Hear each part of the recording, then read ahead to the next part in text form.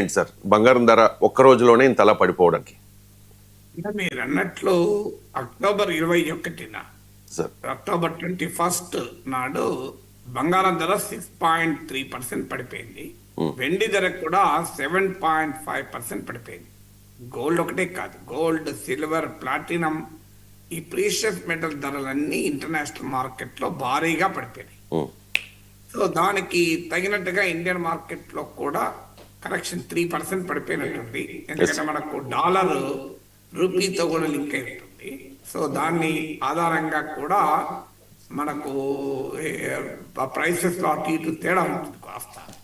So international మార్కెట్లో 6% single day drop కావడం 2013 తర్వాత ఇదే మొదటిసారి. అంటే 12 years లో, ఇది 12 years లో ఫస్ట్ టైం. అండ్ నేను గతంలో కూడా బంగారం ధరల మీద హిస్టరీ చెప్పినప్పుడు గ్రేట్ డిప్రెషన్ టైంలో ఒకసారి, ఎర్లీ 70s ఆయిల్ షాక్ అప్పుడు రెండోసారి, మూడోసారి 1978-81 మధ్యలో కూడా ఇలా భారీ పెరుగుదలను నోటీస్ చేశామని చెప్పాను. సో మీకు ఈ ఇయర్ మొత్తంలో ఈ 2025లో గోల్డ్ ప్రైస్ 57% పెరిగింది, 57% అనూహ్యం. మీకు లాస్ట్ 4 monthsలోనే గోల్డ్ ప్రైస్ ఏకంగా 33% పెరిగింది గత 4 నెలల్లోనే. సో ఇంత భారీ స్థాయిలో పెరుగుతున్నటువంటి గోల్డ్ కన్నా కూడా సిల్వర్ ఇంకెక్కువ పెరిగింది. సిల్వర్ అయితే 75% పెరిగింది. ఇంత భారీగా పెరిగినప్పుడు ఏమవుతుంది అంటే, ఫస్ట్ ఇమీడియట్గా ఎప్పుడో ఒకసారి కరెక్షన్ అంటారు మార్కెట్లో. షేర్ మార్కెట్ కూడా ఒక పీక్ చేరినాక కరెక్షన్ ఉంటుంది. దీన్ని టెక్నికల్ అంటారు ఈ భాషలో, ఈక్విటీ మార్కెట్ భాషలో. సో మొదటి రీజన్ ఇది సాంకేతిక పరమైన పరిణామము. భారీగా అంటే అన్నేచురల్గా మార్కెట్ పెరిగినప్పుడు, ఒక పీక్ స్థాయికి చేరినప్పుడు, ఇంకా పెరుగుతుందో లేదో అనే అనుమానాలు వ్యక్తమవుతున్నప్పుడు ఇన్వెస్టర్స్ ఏం చేస్తారంటే తమ పొజిషన్స్ను ఆఫ్లోడ్ అంటారు మార్కెట్ భాషలో, అంటే అమ్ముకుంటూ ఉంటారు, ప్రాఫిట్ బుకింగ్ అంటారు. సో ఇందువల్ల ఇప్పుడు గోల్డ్ ప్రైసెస్ భారీ పతనానికి మొదటి కారణం ప్రాఫిట్ బుకింగ్. ఇది షార్ట్ టర్మ్లో కొనసాగవచ్చు అనేది మార్కెట్ వర్గాల అంచనా. 2026లో ఏమవుతుంది, పెరుగుతుంది అని అంచనాలు వస్తున్నాయి, కానీ ఎవరము ఖచ్చితంగా చెప్పలేము. కానీ షార్ట్ టర్మ్లో మాత్రం భారీ వాలటాలిటీ ఉండవచ్చు. ఎందుకంటే ఇప్పుడు ఫ్యూచర్స్ మార్కెట్ అని ఉంటుంది. అంటే ఫ్యూచర్స్ మార్కెట్ అంటే గోల్డ్ నుంచి కందిపప్పు వరకు భవిష్యత్తులో ఎంత ధర పలకవచ్చు అని హెడ్జింగ్ చేస్తారు. సో గోల్డ్ ప్రైసెస్ ఫ్యూచర్స్ కూడా డిసెంబర్ వరకు కూడా పడిపోతున్నాయి.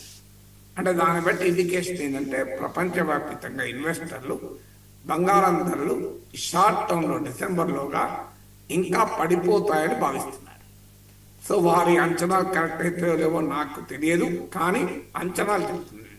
డిసెంబర్ ఫ్యూచర్స్, గోల్డ్ ఫ్యూచర్స్ కూడా గోల్డ్ ఈటీఎఫ్ అంటారు, ఈక్విటీ ట్రేడెడ్ ఫండ్. అంటే స్టాక్ మార్కెట్లో ఒక కంపెనీల షేర్లు కొనంటే గోల్డ్ రూపంలో కూడా మనం ఈక్విటీస్ కొనచ్చు. సో ఆ గోల్డ్ ఈటీఎఫ్ ఫ్యూచర్స్ అనేది డిసెంబర్ వరకు కూడా నెగిటివ్లో ఉన్నాయి. అందువల్ల మొదటి కారణం ప్రాఫిట్ బుకింగ్ అనేది మొదటి రీజన్. రెండవ రీజన్ మీకు డాలర్తో లింక్. నేను చాలాసార్లు చెప్పాను, కొన్ని సందర్భాల్లో మాత్రమే డాలర్, గోల్డ్ రెండూ పెరుగుతూ ఉంటాయి. ఎక్కువ సందర్భాల్లో మనం ఒక 70-100 years, ముఖ్యంగా లాస్ట్ 50 years అంటే గోల్డ్ స్టాండర్డ్ అంటే గోల్డ్ను ప్రైసెస్ను 70sలో లిబరలైజ్ చేశారు. అప్పటి నుంచి మార్కెట్ డ్రివెన్ గోల్డ్ ప్రైసెస్ ఉన్నాయి. ఈ మార్కెట్ డ్రివెన్ గోల్డ్ ప్రైసెస్ వచ్చిన ఈ 50 years ఎబోలో మీరు gold price movement, dollar price movement చూస్తే కొన్ని సందర్భాల్లో మాత్రమే రెండు పెరుగుతాయి. ఎక్కువ సందర్భాల్లో gold price movement, dollar price movement మధ్య ఇన్వర్స్ రిలేషన్షిప్ ఉంటుంది.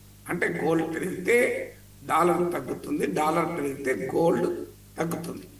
సో అందువల్ల మీకు డాలర్కు గోల్డ్కు లింక్ ఉంటుంది. కారణం ఏంటంటే రెండు కూడా ఇన్వెస్టర్లు సేఫ్ హావెన్గా భావిస్తారు. అంటే డాలర్ రూపంలో దాచుకున్న, గోల్డ్ రూపంలో దాచుకున్న తమకు సురక్షితమని. అందులో గోల్డ్ విషయంలో ఇంకెక్కువ సేఫ్ హావెన్ అనుకుంటారు. సో అందువల్ల మీకు డాలర్కు ప్రైస్ మూవ్మెంట్ గోల్డ్ పైన ఎఫెక్ట్ పడుతుంది. ఇప్పుడు లాస్ట్ ఈ 2025లో గోల్డ్ ప్రైస్ 10% పడిపోయింది. డాలర్ ప్రైస్ 10% పడిపోయింది. గోల్డ్ ప్రైస్ ఏమో 57% పెరిగింది. డాలర్ ప్రైస్ ఏమో 2025లో 10% పడిపోయింది. డాలర్ ప్రైస్ అంటే కంపేర్ టు 6 కరెన్సీస్ను బాస్కెట్ ఆఫ్ కరెన్సీస్ అంటారు. యూరో, పౌండ్, యువాన్, ఇలా ఎన్, ఇలా వీటితో కంపేర్ చేసి దీని బాస్కెట్ ఆఫ్ కరెన్సీస్ అంటారు. అందులో ఒక కరెన్సీతో పెరగచ్చు, ఒక కరెన్సీతో తగ్గచ్చు డాలర్లు. కానీ 6 కరెన్సీలు ప్రపంచంలో ఉన్న 6 ప్రామినెంట్ కరెన్సీల ఎవరేజ్ వాల్యూస్తో పోలుస్తారు. దాన్నే డాలర్ ప్రైస్ ఇండెక్స్ అంటారు. డాలర్ ప్రైస్ ఇండెక్స్ 2025లో 10% పడిపోయింది. Last year and year compare చేసుకుంటే 5% పడిపోయింది. అంటే 1 ఇయర్ ముందుతో పోలిస్తే మీకు ఇటీవల కాలంలో డాలర్ అప్రిషియేట్ అవుతుంది. లాస్ట్ 1 మంత్లో డాలర్ ప్రైస్ 1.6% పెరిగింది. ఇంట్రెస్టింగ్గా. సో డాలర్ ప్రైస్ పెరగడం అనేది ఈ లాస్ట్ 1 మంత్ డెవలప్మెంట్. ఎప్పుడైతే డాలర్ ప్రైస్ పెరుగుతుందో డాలర్ డినామినేటెడ్ అసెట్స్ అంటారు. అంటే డాలర్ రూపంలో ఉన్న ఫైనాన్షియల్ అసెట్స్లో రేట్ ఆఫ్ రిటర్న్ ఎక్కువ ఉంటుంది. అందువల్ల ఇన్వెస్టర్లు ఏం చేస్తారంటే గోల్డ్ నుంచి కొంత ప్రాఫిట్ ఎలాగో వచ్చింది, బాగా పెరిగింది, మనం ఎప్పుడో ఏడాది కింద గోల్డ్ కొనుక్కున్నారు, గోల్డ్ ETF షేర్లు కొన్నారు. సో గోల్డ్ను అమ్మేస్తారు, ఆ ప్రాఫిట్ బుకింగ్ చేస్తారు. ఎందుకంటే మామూలు ప్రాఫిట్ కాదు కదా. ఇప్పుడు ఈ 11 మంత్స్లో 10 మంత్స్లోనే 57% అంటే 100 రూపీస్ పెడితే 50 రూపాయలు ప్రాఫిట్. 75,000 నుంచి 1,30,000 దాకా పెరిగింది. అందువల్ల ఈ ప్రాఫిట్ బుకింగ్ చేసి ఏం చేస్తారంటే డాలర్లకు మారుస్తుంటారు ఇన్వెస్ట్మెంట్. తమ పోర్ట్ఫోలియోను చేంజ్ చేస్తూ ఉంటారు. సో అందువల్ల డాలర్ ప్రైస్ ఈ లాస్ట్ 1 మంత్లో అప్రిషియేట్ కావడము, డాలర్ పైన నేను చాలాసార్లు చెప్పాను ప్రపంచ ఎకానమీకి విశ్వాసం సన్నగిల్లుతోంది అని. ఈ 1 మంత్లో ఇందుకు భిన్నమైన ట్రెండ్ కనబడుతోంది. ఇది రెండవ కారణం. మూడవ కారణం, మరి డాలర్ పైన ఎందుకు మళ్ళీ డాలర్ అప్రిషియేట్ అవుతోంది, అది next 3 to 4-5 reasons dollar price పెరగడానికి కారణం. మూడోది ఏంటి అంటే డాలర్ ఎప్పుడు పతనం అవుతుంది, geopolitical tensions, geoeconomic tensions ఆధారంగా డాలర్ ప్రైస్ ఉంటుంది. జియో పొలిటికల్ టెన్షన్స్ పెరిగితే డాలర్ ప్రైస్ పడిపోతుంది. Geopolitical tensions ease out అయితే, అంటే సులభతరమై పరిష్కారం వస్తాయనుకున్నప్పుడు డాలర్ ప్రైస్ అప్రిషియేట్ అవుతుంది. ఇప్పుడు ఏంటంటే పుటిన్ ట్రంప్ సమ్మిట్ జరుగుతుంది, గాజా యుద్ధానికి కాల్పుల విరమణ ప్రకటించారు. అందువల్ల జియో పొలిటికల్ టెన్షన్ తగ్గుతున్నాయి. మిడిల్ ఈస్ట్లో ప్రపంచ ఆయిల్ మార్కెట్కు పురిటిగడ్డ అయిన మిడిల్ ఈస్ట్లో పీస్ కనబడుతోంది. సో అందువల్ల జియో పొలిటికల్ టెన్షన్స్లో కాస్త వెసులుబాటు కనబడుతుంది.